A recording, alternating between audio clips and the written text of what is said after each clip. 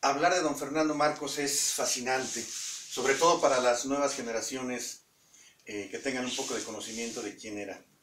Antes del Estadio Azteca, antes del Estadio de la Ciudad Universitaria, antes del Estadio Azul, en nuestra Ciudad de México existió el Parque Asturias, el cual estaba ubicado aproximadamente en la estación del Metro Chabacano, ahí donde hay un centro comercial. Ese Parque Asturias se incendió porque el árbitro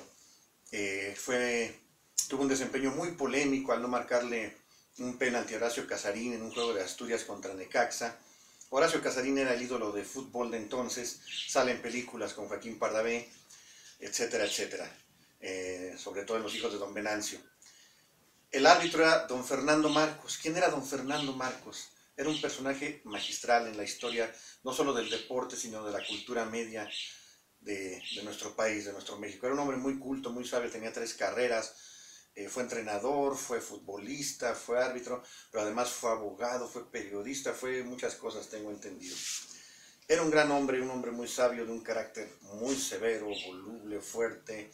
Tuve la fortuna de ser entrevistado por él, ya hace algunos ayeres, con motivo de mi libro Cuerpo de Piedras Preciosas, ilustrado por José Luis Cuevas.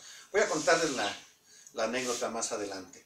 Don Fernando Marcos, pues ya hablé acerca de él y vamos a contarles más al respecto, no sin dejar de informar que él fue un poco el precursor del Twitter. Él siempre terminaba sus comentarios deportivos, fue comentarista del fútbol, narrador, siempre con 4 palabras, decía mi comentario final en solo 4 palabras. Por ejemplo, de ahí nace la frase de jugamos bien, pero perdimos. Y así se adelanta a la brevedad de nuestros tiempos. Por eso es muy importante y voy a presentarles unas entrevistas que tuve en radio con él. Pues hablábamos de don Fernando Marcos. Resulta que porque no le marcó un penalti a Horacio Casarín, la gente se enojó e incendió el Parque Asturias allá por el año 1939.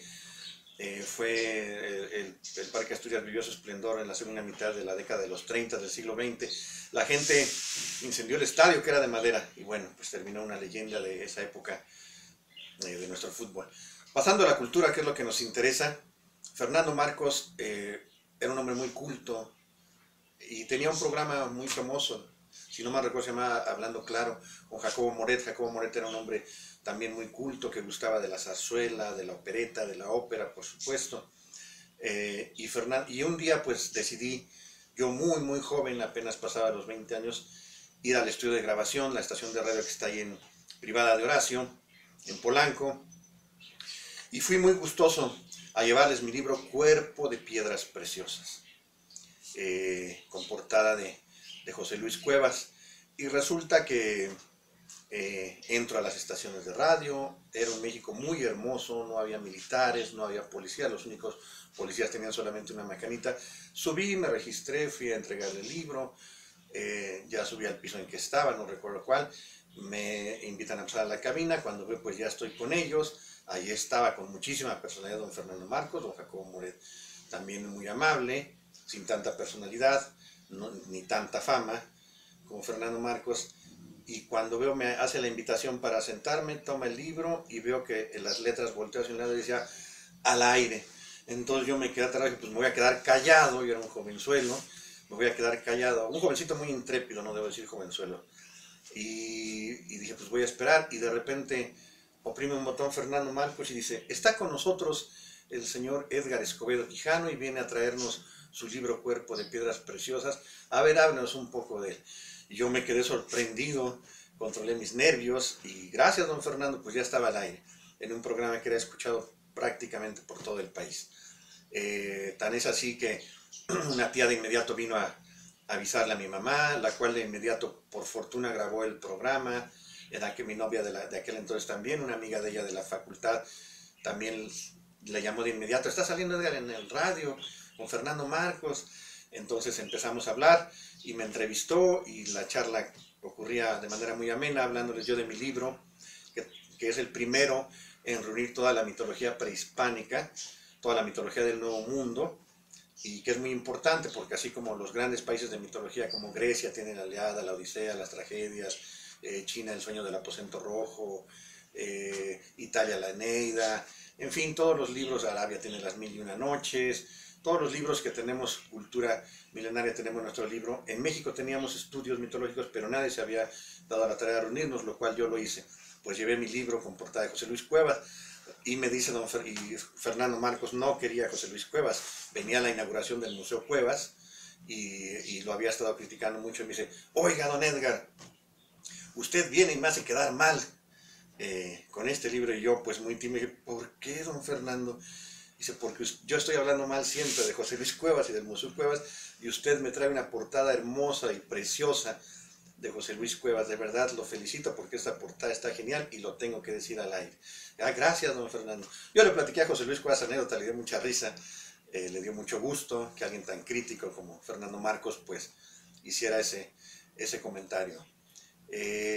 Les he querido compartir esto porque van a escuchar ustedes en los siguientes videos lo que se alcanzó a grabar. El audio no es muy bueno, de repente en lo que sintonizaban y todo, pues era complicado. Van a escuchar el audio original que haya rescatado gracias a las ideas de mi hijo, que es un gran youtuber. Suscríbanse a su canal Coffee Fish, por cierto. Y bueno, van a escuchar lo que pudimos rescatar de los audiocassettes y pasarlos ya al sistema de análogo a digital. Es por eso que trae problemas de audio, del audio de origen. Pero vale la pena escucharlo, que se tomen unos minutos para que disfruten de esa entrevista, porque se hablaron cosas muy importantes con don Fernando Marcos. Gracias y seguimos en contacto.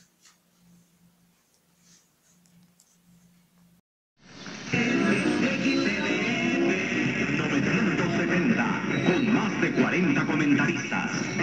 Don Edgar, denos usted unos días para leer el libro y lo esperamos otra vez para comentarlo. Claro que sí, don Fernando. Y por supuesto, porque hay datos tan interesantes, le comentaba ahorita al señor don Jacobo Moret, que vale la pena que sepamos. Nuestros mayas, que ya manejaban el cero antes que los árabes lo llevaran a Europa, la perspectiva... La numeración binaria. La numeración en la computadora. Sí, definitivamente sus calendarios. Con mucho gusto, don Fernando, y le agradezco esta oportunidad de saludar a nuestro querido público. Encantado, dale un abrazo de nuestra parte a Juanito Cervera, nuestro gran amigo. Por supuesto, gracias también, don Jacobo Moret, don Fernando Marcos. Muchas gracias. A ustedes, muy gentil.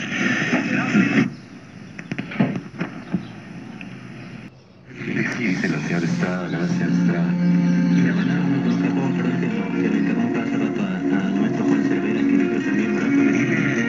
Calle de Altamirano, poeta Juan Cervera, escritor. Por paisajes tan increíblemente hermosos Español, que parecen pero no reflejado. Es la mágica Sierra Sonorense, donde colectiva la música y la danza. Poeta catalán y lidiano de antiguos creadores que lograron vivienda en la tierra árida. Sí. ¿Y por qué usar la luz? Y quien no tiene falta de ortografía, pues ni conoce. Las más de todas. Pero tú escribes que una voz que me llama desde la Bojadores, un lugar donde la majestuosa serranía hace caravanas. Fernández. ¿Quién es Gómez Farías? Gómez Farías. El problema, perdón, el problema de nuestra ciudad es que en ocasiones y en muchas de sus colonias nos sentimos o somos, mejor dicho, extranjeros en nuestra propia ciudad. Es una ciudad que no pertenece a nadie, quizás que no nos, o sea, que a la que no pertenecemos, ¿no? Muchos cronistas se han ocupado, y quería comentarle a don Fernando y don Jacobo que fui ayer al Museo del Palacio de Bellas Artes y hay una muestra excelente de nuestra ciudad de los años 20, 30. Encontramos tantos carteles, tantos recuerdos que la gente... específicamente me llamó la atención una sala acondicionada con una luz muy clarita y muy tenue, donde escuché su voz, don Fernando. Hay una especie de, me permito así llamarlo, de collage de voces, de grabaciones. Y hay mucha gente. 970, con más diversión. Sobre las costas mexicanas del pasado van Pues adelante, queremos que aprovechar la ilusiones, presencia sueños y deseos. señor Edgar Escobar, que acabó de los sentidos, por supuesto, que acaba de Acapulco, la bahía circulación en el libro. Una bahía de increíble Así es, don Jacobo, que se llama diversión El Cuerpo de Piedras Preciosas, y como les comentaba en el programa anterior, reúne por primera vez toda nuestra mitología. Y hace rato, don Fernando, que hablábamos de la velocidad que va, pues no sé si evolucionando, pero sí cambiando el idioma, propio e innovador, cuando esto tiene más de 500, 600 años de existencia. Podían poner un corazón y otra cosa, pero náhuatl tenía los pliegues de nuestro pasado habita la todavía no historia tienen del la presente. incorporación, sí. Letras, inclusive hay un ejemplo muy claro, don Fernando, que es lo que equivaldría a nuestro idioma español, que se dibuja un sol, un soldado, el ala de un ave y una bandera, que significaría soldados a la bandera. Es más o menos como escribían los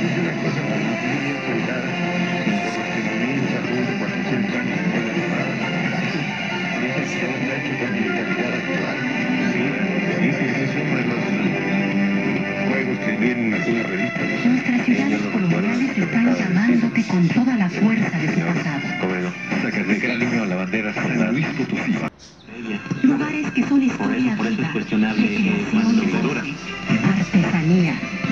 es cuestionable cuando estamos en un lenguaje actual de logotipos y que tantas playeras y tantos comerciales que lo vemos así, a veces como que se pierde un poco de la belleza de nuestro lenguaje. Recuerda que la ciudad de la eterna primavera. Y este libro se la venta. No puede esperarte más, ¿verdad? Sí, ya tiene un mes, inclusive el licenciado Carlos vamos a representarlo en lunes, en el museo tan compulsivo central de Perú que comentamos hace rato, Requiere su que ya gente en tiene sus este tiempo.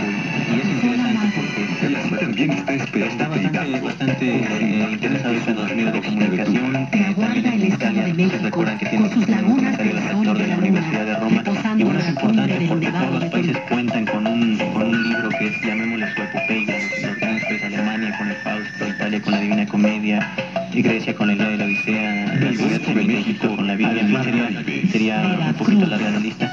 Y México tenía una mitología que desde mi punto de vista estaba un poquito desperdiciándose y ya era necesario reunirla en una sola novela, y en este punto centenario creo que es ideal.